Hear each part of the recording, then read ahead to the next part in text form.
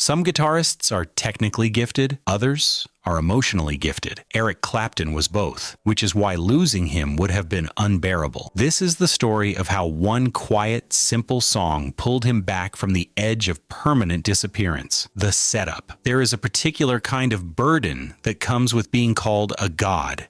She's wondering what clothes to wear.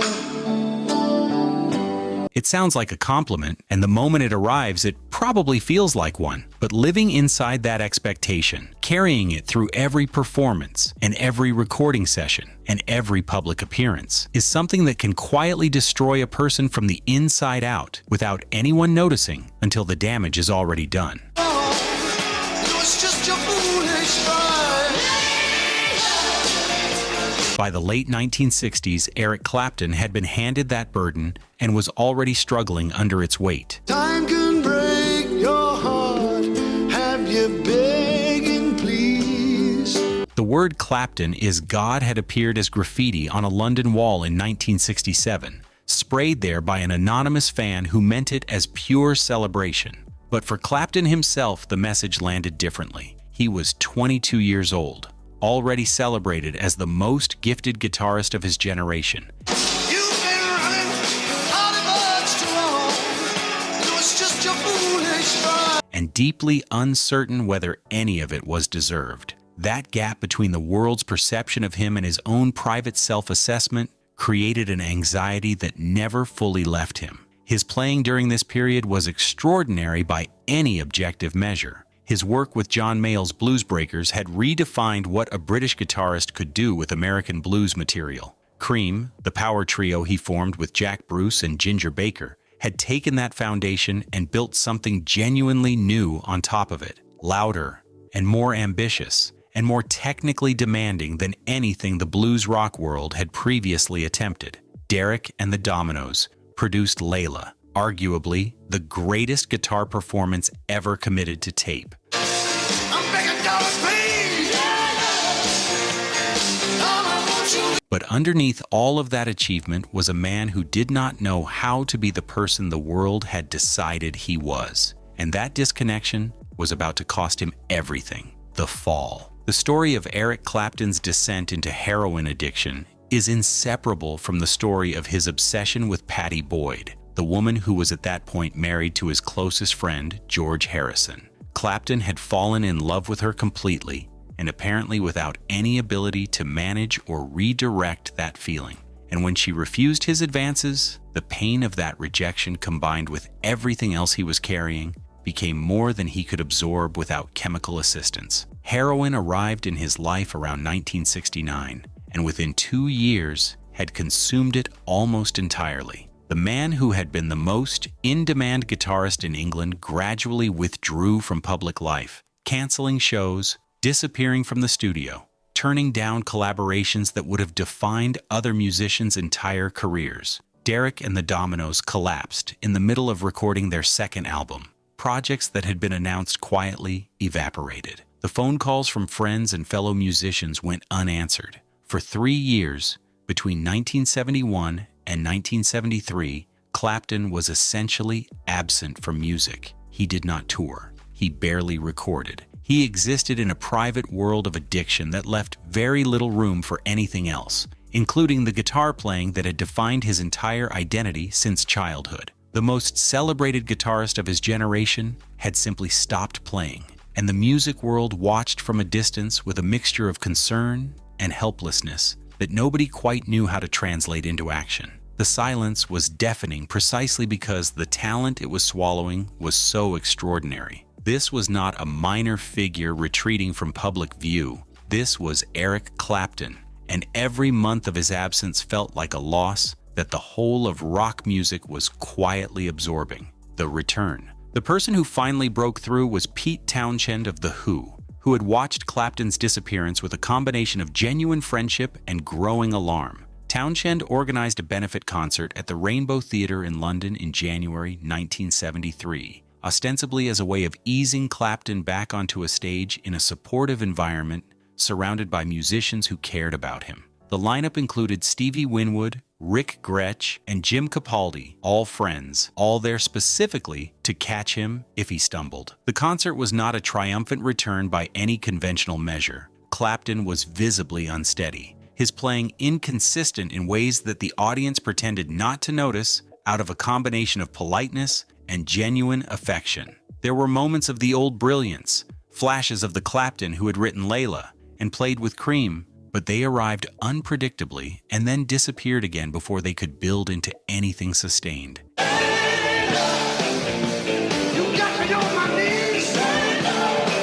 And yet the concert mattered enormously, not because of what it produced musically, but because of what it represented. It was proof that Clapton was still alive, still capable of holding a guitar, still willing to stand in front of an audience, even in a diminished and vulnerable state. Townshend had understood something important that others had missed. The first step back did not need to be perfect. It just needed to happen. If you are finding this story as moving as we are, hit like and subscribe so you never miss another one of these. The best part of this story is still ahead. Let us keep going. The Second Fall. The Rainbow Concert provided a moment of hope, but not a solution. The heroin addiction that had consumed 3 years of Clapton's life was eventually addressed through a controversial treatment program, and by 1973, he had achieved a fragile sobriety that allowed him to begin functioning again professionally. He recorded 461 Ocean Boulevard in 1974,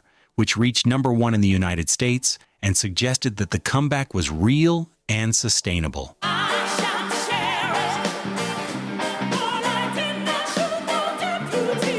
But addiction rarely surrenders completely after a single battle. For Clapton, heroin was replaced gradually and then overwhelmingly by alcohol, a substitution that his body accepted readily and his mind rationalized as a manageable alternative to the harder substance he had left behind. The records he made through the mid to late 1970s were commercially successful, but creatively inconsistent. The work of a man who was present in the studio, but not always fully inhabiting the music he was making. The people closest to him during this period described a man who could function, who could perform and record and fulfill professional obligations, but who was doing all of it at a distance from himself. The emotional directness that had made his early work so devastating was muted, as if the alcohol had installed a layer of insulation between Clapton and whatever feeling he was trying to express. His guitar playing remained technically accomplished, but had lost the raw vulnerability that had made songs like Layla feel like open wounds. He was present, but not fully alive in his music, which for a musician of his sensitivity and depth was its own particular kind of tragedy. The question was no longer whether Eric Clapton could survive. It was whether the version of him that survived would be capable of making music that truly mattered again.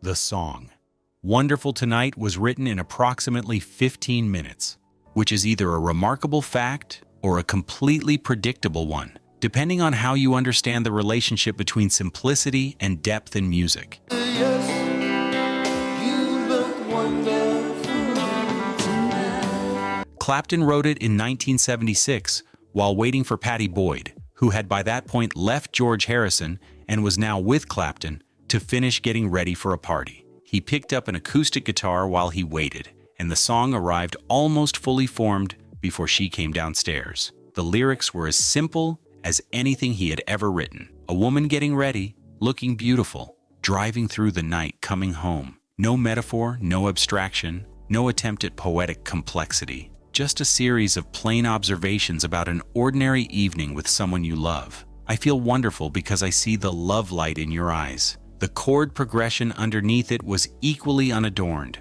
3 basic chords moving in a sequence that any beginner guitarist could learn in an afternoon. And yet the song carried an emotional weight that its surface simplicity completely belied. What Clapton had captured in those 15 minutes was something that more elaborately constructed songs spend entire albums trying to find. The feeling of being genuinely at peace, of looking at another person and feeling in that specific moment that everything difficult and painful and complicated about your life has temporarily receded and left behind something clean and simple and good. For a man who had spent the better part of a decade drowning in addiction and obsession and self-destruction, that feeling was not a small thing. It was everything, and it came through in every note. Slow Hand. The album that Wonderful Tonight appeared on was called Slow Hand, released in 1977, and it remains one of the most underrated records in Clapton's entire catalog, precisely because its virtues are so quiet and so unhurried that they are easy to overlook on first listen. This was not the explosive Clapton of Cream or the emotionally raw Clapton of Layla. This was something different, a musician who had fought his way back from the edge and arrived on the other side with a new relationship to his own instrument. The restraint on Slow Hand is its defining quality and its greatest achievement. Clapton had always been capable of technical brilliance, of the kind of guitar playing that made other guitarists put down their instruments in despair. But on this album, he consistently chose not to display that brilliance unless the song genuinely required it. Every solo was exactly as long as it needed to be. Every note was chosen for its emotional function rather than its technical impressiveness. The whole album breathed in a way that his more celebrated earlier work sometimes did not. Cocaine, the J.J. Cale cover that anchored the album's harder rock side, showed that the fire was still there when the song demanded it. But it was the quieter moments, Wonderful Tonight, the tender shuffle of Next Time You See Her,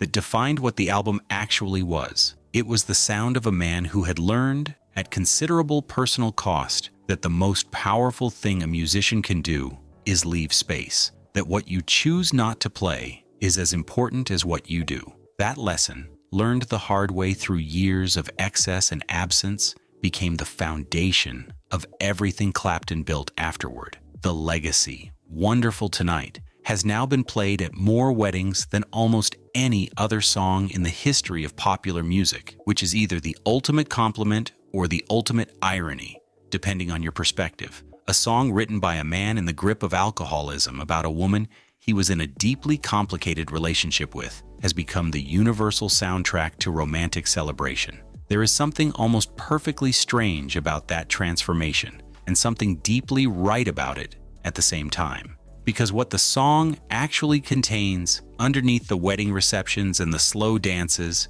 and the decades of radio airplay, is something genuinely moving. It contains the sound of Eric Clapton, one of the most gifted and most self-destructive musicians of his generation, finding a moment of genuine peace and being honest enough to write it down exactly as it felt without dressing it up in anything more complicated than 3 chords and the truth. His subsequent career produced further masterpieces, most notably the devastatingly personal Tears in Heaven, written after the death of his young son Connor in 1991, which demonstrated that the emotional directness of the Slow Hand period had not been a temporary recovery, but a permanent transformation in how he approached his music. He had learned to feel things on record rather than simply play them. The graffiti that had called him a god back in 1967 turned out to be both right and wrong simultaneously. Right about the talent, wrong about the implications.